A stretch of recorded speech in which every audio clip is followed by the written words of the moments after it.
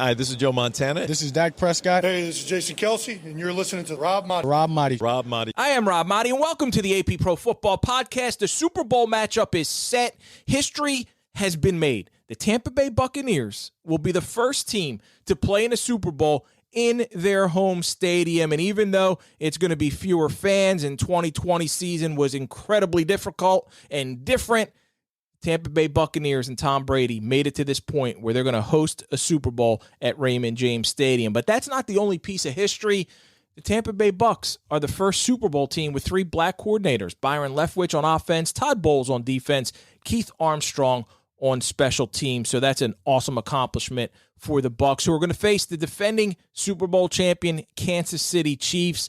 Brady Mahomes should be a classic. We're going to talk to one of the best defensive ends in NFL history, Jared Allen. He's a Pro Football Hall of Fame finalist this year in his first year of eligibility. Jared began his career with the Chiefs in 2004. It's a fascinating conversation. He's a very energetic guy, so stay tuned for that. My colleague Barry Wilner, who is an AP Pro Football writer and Pro Football Hall of Fame voter, he's going to join me for our weekly chat, but he will not tell me whether he voted for Jared Allen or not. We all have to wait on that. I'm still trying to understand why Packers coach Matt LaFleur decided kicking a field goal on 4th and goal from the 8 with 2:09 left to play, Super Bowl on the line, down 8, was the right call with Aaron Rodgers as his quarterback. The decision backfired, as we all know, when Brady and the Bucs ran out the clock despite the 3 timeouts and the 2-minute warning. This wasn't one of those, well, hindsight is 2020 calls, because watching it in real time, it surprised me. It baffled analysts. Most people watching the game were talking about it right away on Twitter. The Green Bay Packers fans couldn't understand it. Even Tampa Bay defensive players were shocked. Shaq Barrett said after the game he couldn't believe it. You got to be aggressive in that spot. The Super Bowl is on the line. You can't give the ball back to Tom Brady and hope your defense gets a stop and gives you another crack at it. I was honestly surprised that Aaron Rodgers didn't wave the field goal unit off the field and just demand that he stay on there and go for it. That decision is going to haunt Matt LaFleur until he wins a Super Bowl, if he ever wins one.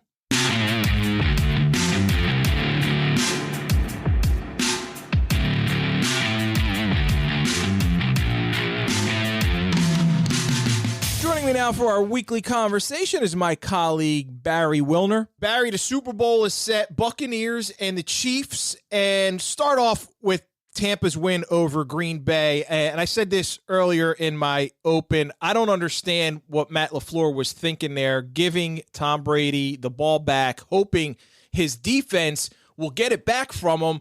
Down 8 in that spot, Aaron Rodgers. This isn't, to me, it's not like hindsight because we know it didn't work. I think everybody in the moment was thinking they were going to go for it. How did you view that play? Yeah, not only did everyone think they were going for it, I think that Aaron Rodgers believed they would go for it. Yeah. He thought he was going to get 4 downs. Look, you can't take the all-pro quarterback who's having one of the best years of his career, if not the best, and not give him that next play to try to score a touchdown. That field goal, I understand. If you then somehow get the ball back and score, you could win the game. But that field goal was not that big a deal. They really needed the touchdown. Yeah, they needed a 2-point conversion too, but, keep the ball in Rodgers' hands. I think that Rodgers could have run down to about the 2-yard line, if not even get in the end zone on that 3rd down play. And had he done that, then I think they would have gone on 4th down. But Tom Brady, he's going to twist the knife in you when you give him the chance, and that's exactly what happened. What, if at all, surprised you most about the way that game played out? I look at, to me, the fact that Brady actually threw 3 picks on 3 consecutive series in Lambeau against the Pack and Aaron Rodgers, and still they won the game. If you would have told me that beforehand, I would have said they definitely lose and maybe they get blown out. So what did you think of most surprising aspect of that game? It was the turnovers for sure. Green Bay only got 6 points off of those interceptions.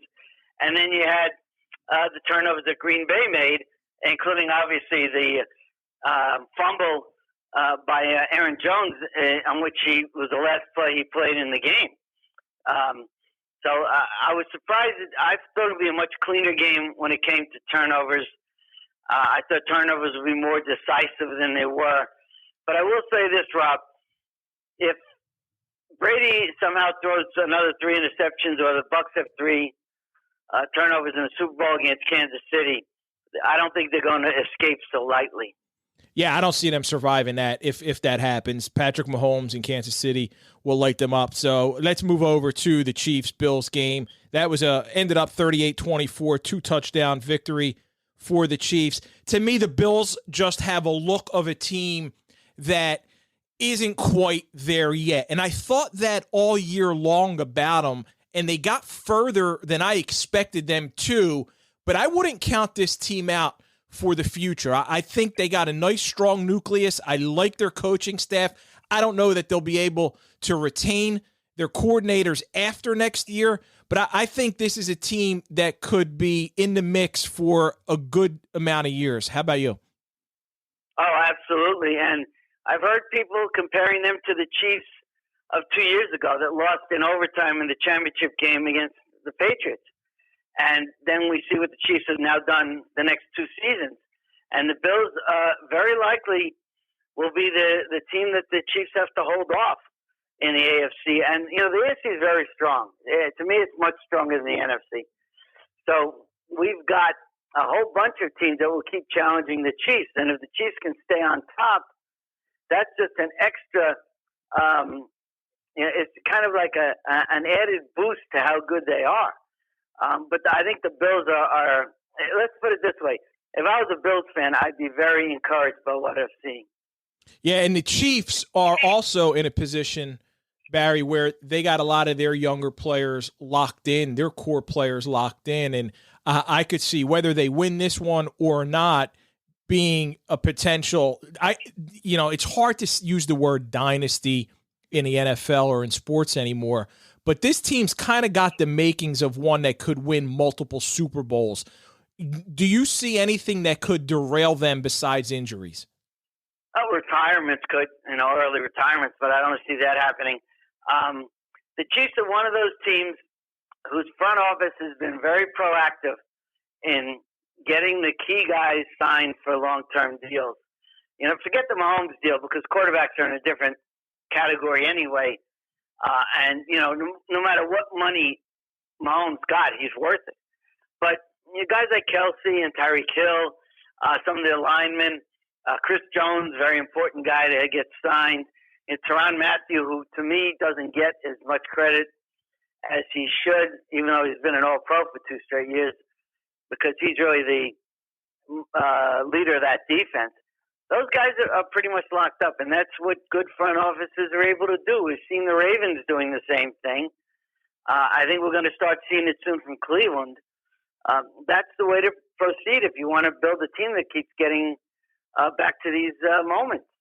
Well, we still got to get through the game, get through the Super Bowl. We'll talk about it. We'll preview it next week. But then after that, we're going to get into an offseason that obviously there's going to be changes, and we've already seen coaches hired, and we'll get into that in a few seconds. But there's been a lot of talk about potential quarterback changes. We know Mahomes isn't going anywhere. We know Josh Allen isn't going anywhere. We know Tom Brady's locked in for 1 more year, and there's no reason to think, even if he wins it, that he won't want to come back and win an 8th, and he's already said that he wants to play, and he's played at a high level. Now, Aaron Rodgers seemed to indicate that it's not a lock. It's not a guarantee. That's what he said after the game, that nothing's certain, and then he kind of walked it back in an interview this week that he does with Pat McAfee.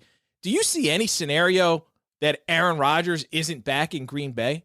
Only if he retires. First of all, financially, the Packers aren't going to gain anything by doing it.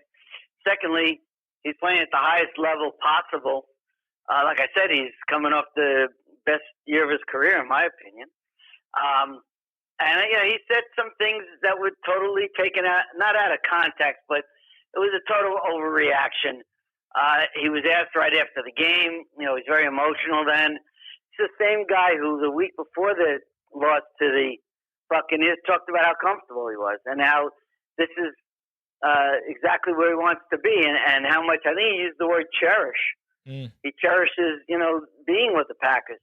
So I see no scenario other than his retiring that he's not back with Green Bay in the next season. Matthew Stafford is a guy who is most likely going to be on the move. It was mutually announced that they're going to look for a way to get him on a different team. Who do you potentially see as a landing spot for Matthew Stafford? We know the Colts are going to be looking for a starting quarterback now that Phillip Rivers has retired. I think he could be a fit there. Any other teams that maybe you look at and go, that's potentially a good spot for Matthew Stafford? I think New England might be, depending on what that organization decides they want to do. Whether they want a veteran quarterback for a couple more years. It didn't work out with Cam Newton, but I think Stafford brings a lot more to what the Patriots do than Cam Newton. So I could see that as another spot. Washington, depending on what Alex Smith decides to do, could be another place where we see him. There's even been some speculation he could wind up in Chicago.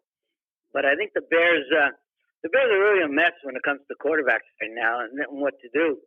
But that would be kind of ironic, I guess, if he wound up in Chicago. And one other team I'd say is Carolina, which I don't think is going to bring back Teddy Bridgewater, certainly not at the money that he earned this past year. There's a lot of other quarterbacks that could potentially be on the move. Cam Newton, Teddy Bridgewater, both of whom you mentioned. Carson Wentz's situation in Philly is still a little bit uncertain, though. It's hard to imagine that the Eagles would want to take that cap hit by moving on from Carson. Now they got a new coach and a young coordinator, young quarterbacks coach. So Deshaun Watson it appears he wants to get out of Houston. Do you Dak Prescott's situation in Dallas is also up in the air. Do you anticipate potential beyond Matthew Stafford, maybe 2, 3, a few other big name quarterbacks changing teams? The problem with that is the cap hit and how much dead money is involved. And we're talking millions and millions of dollars. I think that the cap hit on Matt Ryan, who I don't think is leaving Atlanta, is like upwards of $40 million.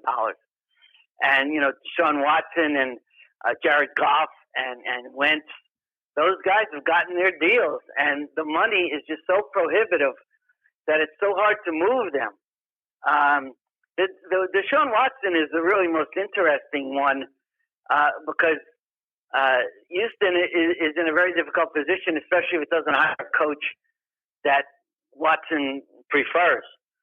So that's the one domino that many people think will fall, and he's worth a lot. But remember, whoever brings him on must have a lot of cap room in a year when the cap is not going up because of the pandemic.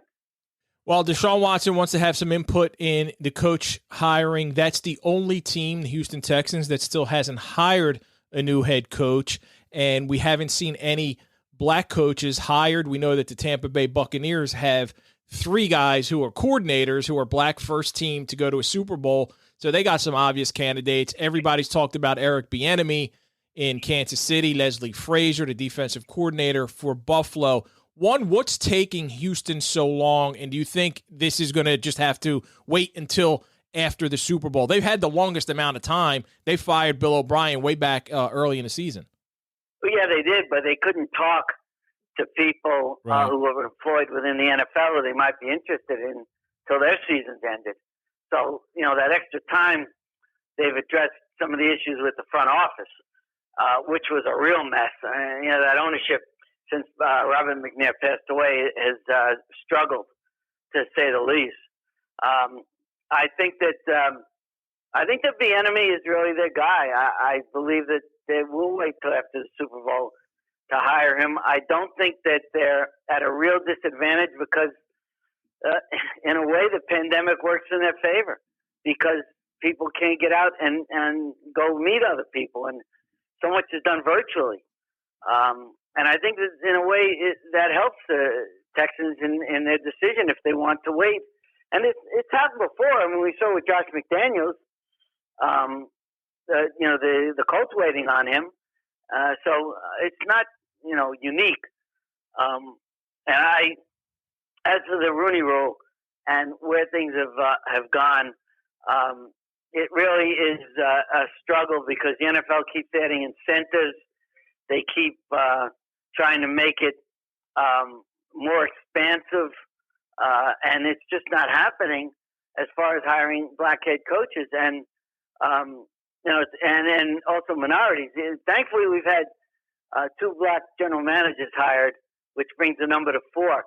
But to think that there are more black general managers and head coaches by double seems a little off, doesn't it? Yeah, it does. And really, I what the NFL has tried to do and what they're doing, and I attended the quarterback summit that they did with minority candidates in June, and they talked about that it previously was thought that there aren't enough minority candidates who are in the pipeline, and that's just not the case. And they presented those guys, and they're in the pipeline.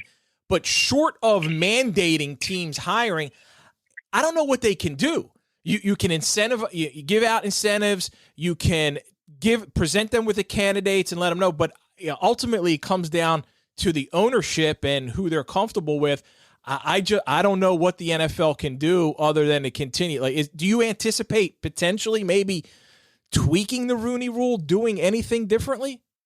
Not really, Rob. I think they've almost gone as far as they can go. And as everyone will tell you in any sport, whoever runs leagues and league offices can't be dictating who gets hired by teams. Right. They can make suggestions. They can promote someone they think is good for a job. Go way back to when Pete Rozelle set up George Young with the New York Giants, and that turned out to be a great move for the Giants. But you can't do that and tell people, you must hire this guy or that guy or a certain group. So it's just a bad look, and there are people who believe that it's a form of racism because it's white owners who are not considering people of different backgrounds. And if that's the truth, that's really problematic, and the Rooney Rule could never help with that. Well, I'm sure next week we'll hear Commissioner Roger Goodell address the situation and see what the NFL thinks about it. But it would, if Houston does indeed hire, whether it's Eric Bieniemy, whether it's Leslie Frazier, I think that would alleviate a little bit of the criticism because we would not have gone through an entire hiring cycle without a black head coach. The Jets hired, obviously, a minority candidate in Robert Saleh. So, Barry, good stuff. Look forward to chatting with you next week, previewing the game in Tampa, and we'll see. Hey, we didn't talk about this, but I nailed it last week, man. I nailed it too. I'm at 11-1 against the spread in the playoffs, 9-0 in picks that I gave out on the radio station. But I do have to couch it and say I was terrible in the regular season. I was under 500, like way under 500. So I don't know if you want to listen to me anyway. Well, I was 0-2 as far as winners and 1-1 against the spread last week. But I had a really good season against the spread, so I'll go on those laurels. Well, you got to go by the totality of it, right? You got to go by the entire season. So I'll give you the edge there, Barry. Good stuff, man. Look forward to talking next week. All right, Rob. Thanks.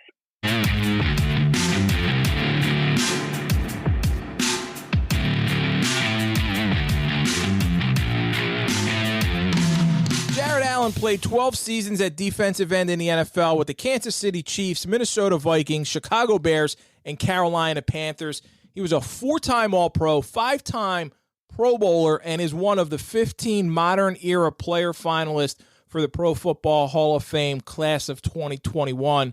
Allen is one of the 6 players who's a finalist for the first time and one of 4 players to make that elite cut in his first year of eligibility. We talked about this Super Bowl matchup between the Buccaneers and one of his old teams, his first team, the Chiefs. Talk about his career and much more. Here's my conversation with Jared Allen. Jared, you began your career with the Kansas City Chiefs. Is it safe to assume, as you look at this Super Bowl, Chiefs in Tampa Bay, you have some rooting interest there, or how do you look at it?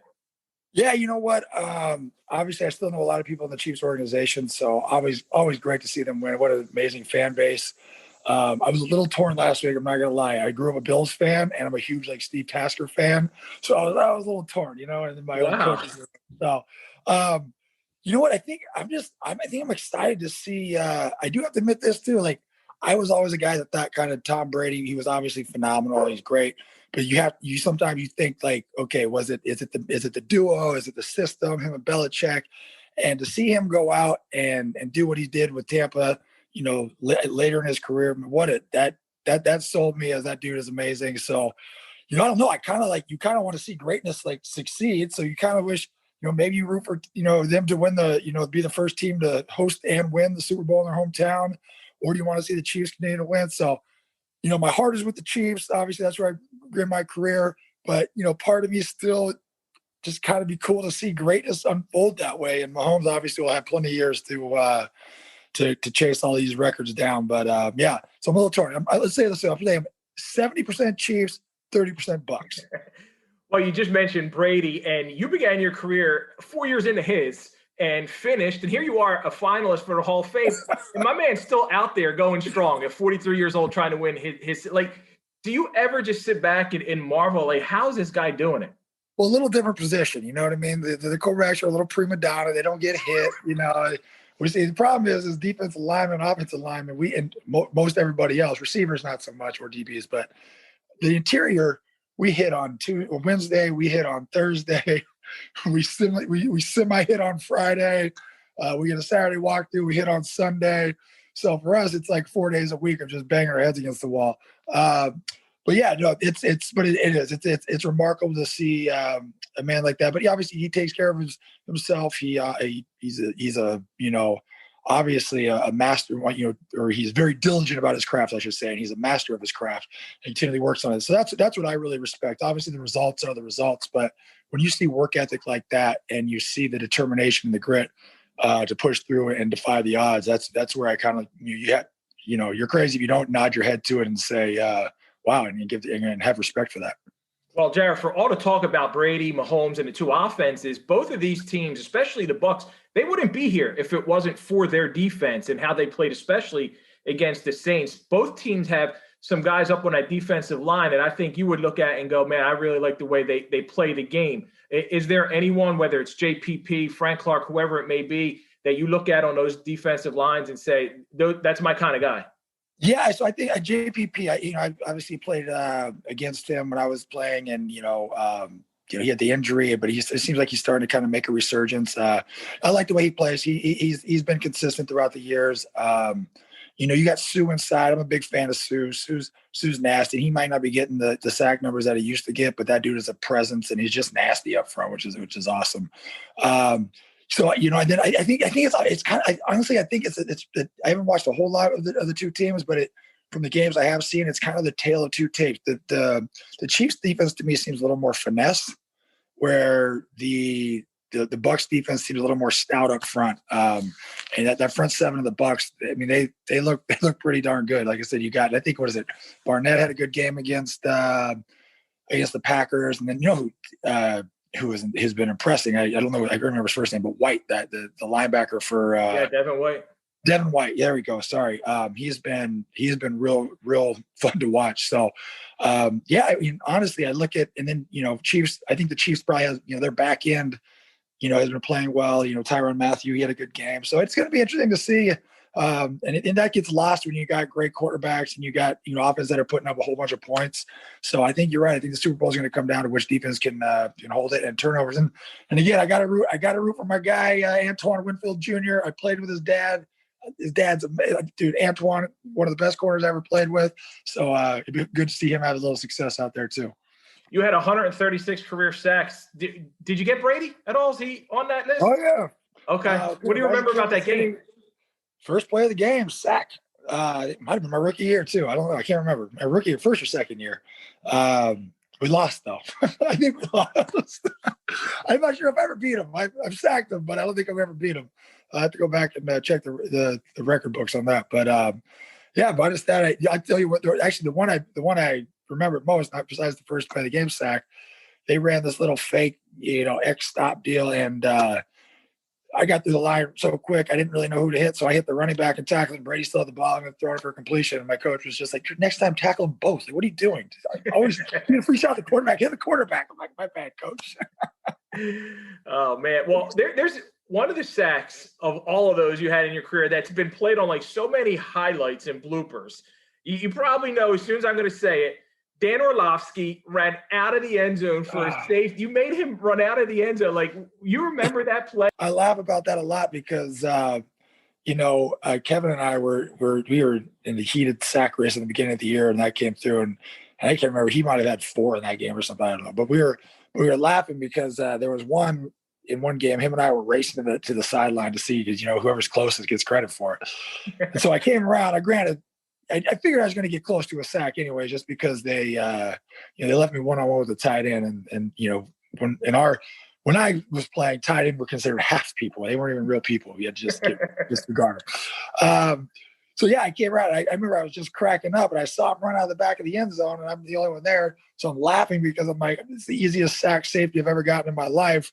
And I just couldn't believe it. I'm like, there's no way he's actually running.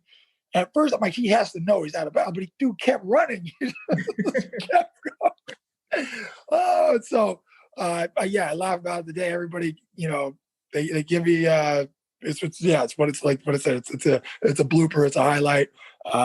I've spoke with Dan about it. He makes comments to it. It's quite it was quite entertaining. But I think Kevin was more pissed that I got a sack on it and closed the gap. And obviously, I overtook him later in the career year. But yeah, it was a fun little time. Well, Dan's a good dude. Well, in 2011, you had 22 sacks. I think you had to sack Josh McCown like 3.5 times in a final game to get to 22.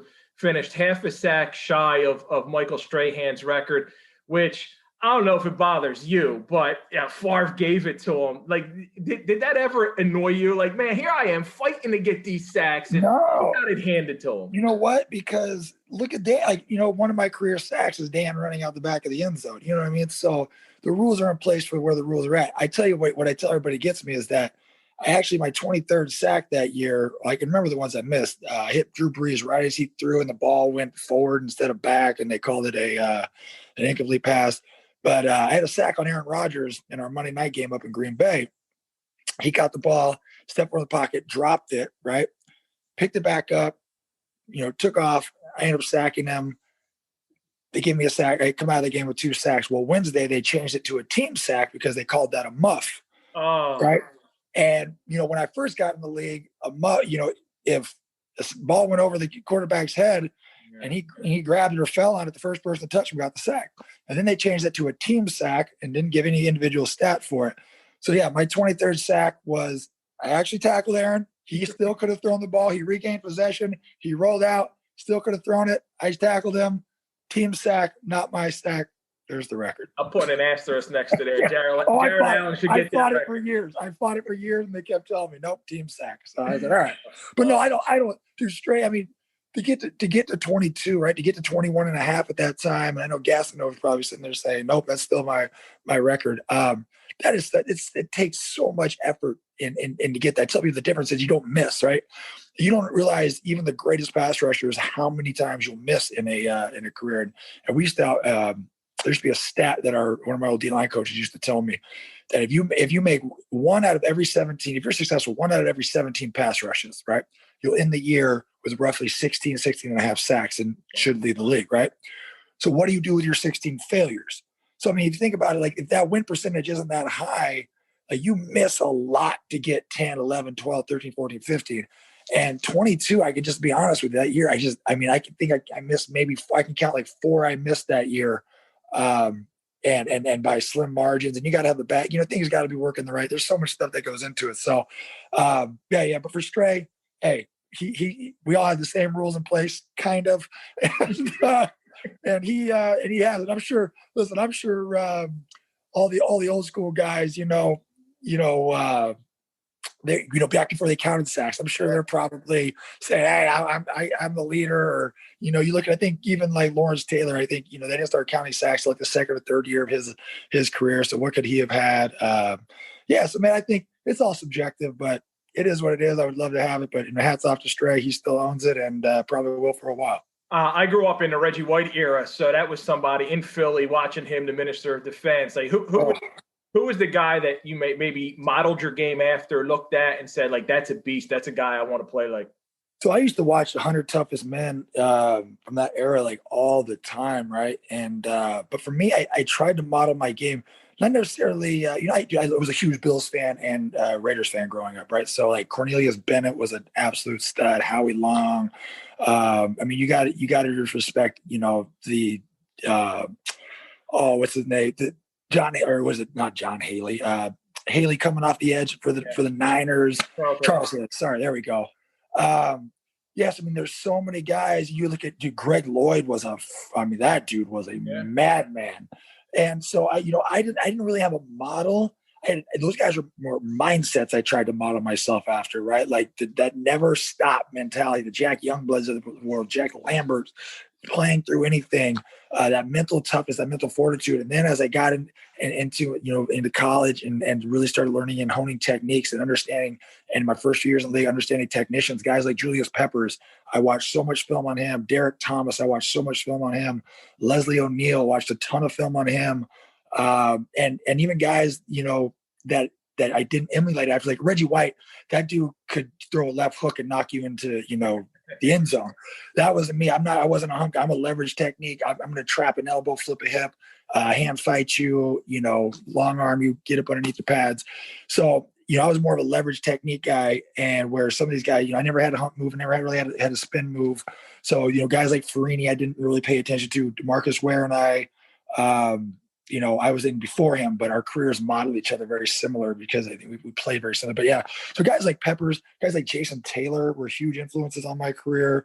I'm trying to, but again, early on, I mean, the one thing I learned from Derek Thomas is that dude never got off on the ball, right? He always watched the quarterback's hands. And so I could never fathom how fast this guy was off the ball. And then my coach was like, he's watching the quarterback's hands. And 90% of quarterbacks will drop their bottom hand right before the ball's going to be snapped, right? And so I adopted that in my game. Chris Dolman, when I got to the Vikings, spent time with him and just watching how that dude could dip, being able to dip and be flexible in turns. So, yeah, I mean, so many, not one particular, but so many greats that I adapted little things off, whether it was a mindset, whether it was technique or the ability just to just get the job done by any means necessary. Who were the toughest guys? Was it for you guys like Vic, who could run around, or guys with the quick release like Rodgers, who could just get rid of the ball like that? It's the guys with quick release, right? So the reason you have Brady, so Aaron's release is quick, but what Aaron gets, he used to get sacked a lot, right? Because he has that ability to fling the ball 100 yards down the field. So he'll also hold that. So sometimes the great quarterbacks will give you more opportunities because they'll hold the ball longer, knowing that they can make a play down the field. Like, Roethlisberger, right? Roethlisberger actually will hold the ball a lot because the dude's so big and strong. He can usually break the tackle and make a bomb down the field. So, guys with like that got the ball out in like under two. So, Drew Brees is so hard to get to because even though he's short, he sits no more than 5.5 yards at those launch points, back in the pocket. And now you're like, well, okay, I got to try to take an inside move to get to him. Now I got a guard. So the guys that know how to work their own line and really sit in that pocket, Peyton balls out so fast, you know what I mean? Guys like that. So Vic was so tough because he was athletic, but Vic was also more predictable. We knew with him, just blitz the house. And if he's gonna beat you, that's it. But you just zero blitz that guy pretty much the whole game, and you could get to him just because you just don't miss your tackle. I mean, it's a feast or famine with him. But yeah, it's those quick releases, the ones that really eat you up. And then from a lineman standpoint, it's actually the guys with not the greatest technique. There's only a handful of tackles that are so athletic and so technique and that have a way of playing that make it difficult. But some of the toughest ones are guys that are just in your way, guys that just float back, absorb you, aren't going to really shoot your hands because, technique will beat technique, where sometimes you get a guy who's just in your way, plus a quarterback that gets rid of the ball fast.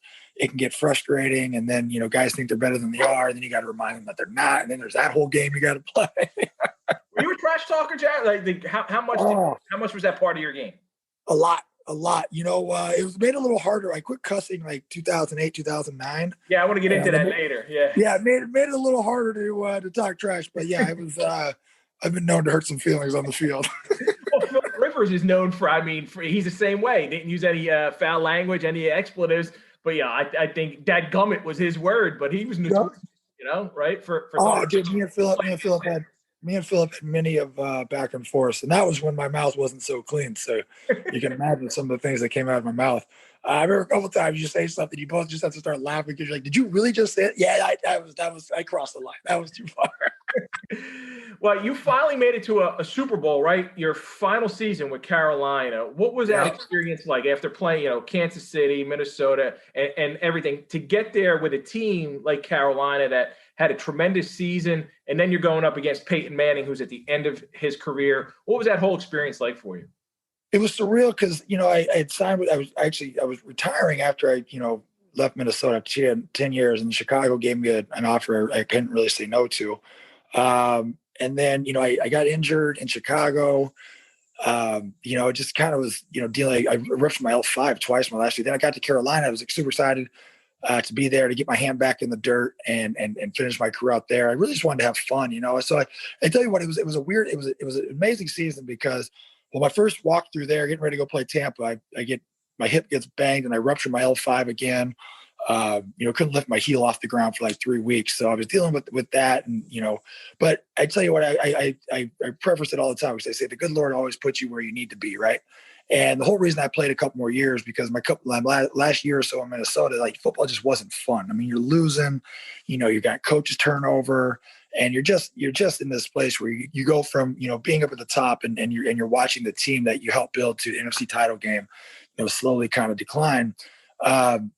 And so I told my wife, I just want to have fun playing football again. And then, the Chicago, kind of debacle, we lost the coach there, and you're back in, another coaching transition. And I'm just like, oh my goodness. And when I got to Carolina, it was exactly what we were looking for. Man, that team was so fun. Coach Rivera, he has such a great way of understanding how he has full absolute control of his team. Yet he has a locker room system that is led by the veterans, right? And you got enough young guys to keep it fresh and keep it fun. And I tell people all the time, I said, it's amazing that if you look, the most success that I had in my career was with Carolina based on the fact that we went to the Super Bowl. And that's ultimately, as a team sport, that's the best go. But it was the least success I had, individual stats. And I said, sometimes sometimes it takes that. It takes that humbling, you're beat down, you're beat up, but then you're reminded, like, man, I had so much fun in this run to the Super Bowl. And yeah, that's all I can say, man. It's like that team will always be special to me just because of the camaraderie. They welcomed me with open arms. The coaching staff there was great. The players are great. And even though we didn't win it, it was some of the most fun I had playing football. And, again, it's like I said, so that's that experience. Although it's kind of surreal too, because I got to end my career back in the Bay Area where I'm from, and my first start was against Peyton Manning, and my last start was against Peyton Manning. I won the first one, he won the last one for the Super Bowl. So One thing I can say, we could switch those. It would have been a perfect career. Well, Jared, you're a finalist for Pro Football Hall of Fame. What would it mean to you to put on that gold jacket, to be enshrined in Canton? Man, I don't know that you can describe it in words. I think it's going to be, this whole process has just been kind of humbling because, there's nothing you can do about it, right? The resume is written in stone. It is what it is. And it's for the voters to judge how that holds up. And to be in this situation, to be a finalist in my first year of eligibility is humbling enough. And it's been awesome. But I think the gold jacket to me it's that symbol of finality, I guess, if you want to say. It's a symbol of just a job well done. It's the recognition that, you did it the right way, but more so it represents everybody that's been on that journey with me, or with whoever has the gold jacket, in my opinion. I'd be lying if I said I got here by myself. I mean, any athlete of any sport, from when I was little to the end, between coaches and family and friends and just different, players and mentors and stuff like that. I mean, there's so many people that helped me to achieve the level that, I was able to play at. That, that's to me, I think, is what it would represent. That jacket would represent every blood, sweat, tear of every single person that put an ounce of energy into me to help me get to meet my goals. And to me, I think that's going to be the greatest thing is to be able to thank them and let them see that and represent that with them as well. So, yeah, it just, I don't, again, it'd be amazing. And it'd be one of those honors that, be right up there with getting married and having kids. What are you doing now? I know you were involved in curling. Is that something that you're still doing, pursuing? And how did you get it? I took a bet, and then, I don't like to welch on a bet, so I go all in once I'm in, and still doing. COVID's got everything on hold right now, so trying to figure out what that next phase looks like. But yeah, I'm in constant contact with the team and guys in the curling world, still seeing what's going on. But yeah, I still got to try to win this bet. Can you share a little info on the bet? Like what was the? Oh, just the sum of money. Just, okay. Some former players too. Like Mark Bulger was. Yeah. I formed my team with former players. It was Mark Bulger, Keith Bullock was on it for a while. It got going to be a little bigger time commitment than he could take on, but he still stays in touch. And Michael Roos, and then we brought on a skip who was the 2010 Olympian, Jason Smith. So yeah, it's just. It's kind of like football. You're kind of finding the right players, the right fit to get you to the ultimate goals. So we'll see how we come out of COVID and how it looks. Yeah, what inspired you to launch your foundation, the Jared Allen Homes for Wounded Warriors? What was kind of behind that, and what are some of the things that you guys are doing? So yeah, I started my foundation in 2009. I came back from a USO tour and just knew I had to do something to help our men and women out. But it was actually the idea was presented to me by a buddy of mine back in like 2000, I think for like 6, 7. He let me know about the gap in adaptive housing. He was an Army guy, and I just kind of wasn't at a place in my career to really set up and focus on a foundation. My family is all military. So my grandfather was 23 years in the Marines. My little brother's a Marine. I have great respect. And my uncles are all, in the military. So I had great respect for the military growing up. I always knew that they were the reason why I got to do what I got to do. And so when I got back in 2009, I just knew it was time to do something, right? To say thank you. And so the best way I figured I could say thank you was, to serve those who serve us. And we kind of went down and when, I went back and remembered, what my buddy had told me about the gap in adaptive housing. We dug into that a little bit. I figured, nobody deserves a home more than the men and women who fight for that American dream, right? So what's my American dream? It's a functional home for me and my family. My home is my safest place at my most insecure time or most vulnerable time. And so that's what we wanted to give to our men and women that came back with severe injuries. And so we've been able to do that. We've delivered. I actually just gave another home away down in Florida, 3 days ago. I'm trying to think, 2 or 3 days ago. We've given away 17. We have 5. We're building 5 right now. We got 2 brand new recipients. So we've been going along. But yeah, that's the Cliff Note version. It's just my way of saying thank you, and it's my way of giving a little slice of the American dream of those men and women that protect it and fight for it and are the reason why we have it in the first place. Well, I love that, man. That's awesome. Great stuff, man. And thank you. And good luck with the Hall of Fame. I hope to see you. It's going to be different this year. Usually it's Saturday night, the night before too. It's going to be different, but hopefully you get that call. Absolutely. We'll see. Either way, I said the plus is that I don't have to sit in a room and wait for a knock or a phone call now. So there's always something. There's always a positive. There's always a positive. My wife jokes and says selfishly, she goes, if you get in next year, at least we can all gather and enjoy the whole experience. In LA too, right? So it's not bad. Appreciate it, Jack. My pleasure. Have a good one.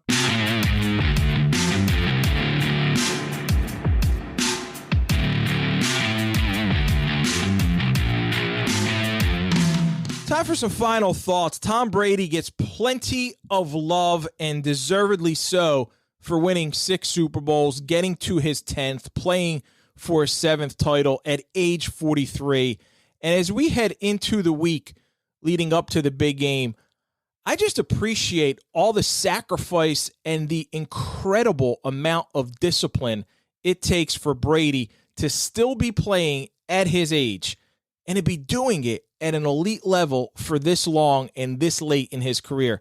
That is something that I can't imagine we will ever see again in any sport. Simply, absolutely the best. That's it for this week's episode. Thank you to Jared Allen and Barry Wilner for joining me. Please take a minute to subscribe to the show on iTunes and wherever you get your podcast. Share, leave a review, tell a friend, whatever you can. Spread the word. We'd appreciate it. Also, check out our college football writer, Ralph Russo, and his AP top 25 college football podcast. Until next week, when I'll be in Tampa bringing you bonus episodes from Radio Row, I'm Rob Maaddi, reminding you, make a difference, be a blessing.